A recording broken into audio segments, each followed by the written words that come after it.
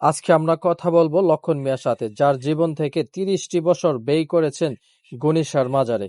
ভিডিওটা শেষ পর্যন্ত আপনারা ধৈর্য সহকারে শুনবেন এবং দেখবেন, কারণ গণিসা নিয়ে এখন সে কি বলে জীবনের এই পর্যায়ে এসে আপনারা শেষ পর্যন্ত কথাগুলো শুনে যাবেন।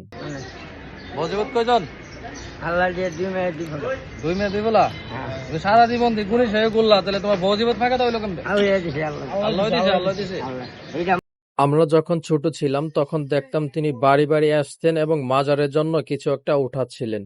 তখন থেকেই তার সাথে আমার পরিচিত এবং এখনো পর্যন্ত তার সাথে ভালো একটা সম্পর্ক আমার। আমাকে দেখেই তিনি চিনে ফেলেছেন এবং আমিও তাকে ডাক দিতে আর দেরি করিনি। সাথে সাথে ডেকে আমার কাছে নিয়ে এসে তাকে বিভিন্ন ধরনের প্রশ্ন করি এবং অনেক খুনসুটি করার চেষ্টা করি। আমার সাথে ছিলেন ফারুক, শফিকুল এবং কালাম ভাই। আমরা যাচ্ছিলাম ঢাকার পথে। তিনিও ঢাকা বেরি ছিল না। বেরি না ভাই, বেরি বাদ। বেরি ছিল। হ্যাঁ, মারো না মারো, বেরি তুললে মারবা।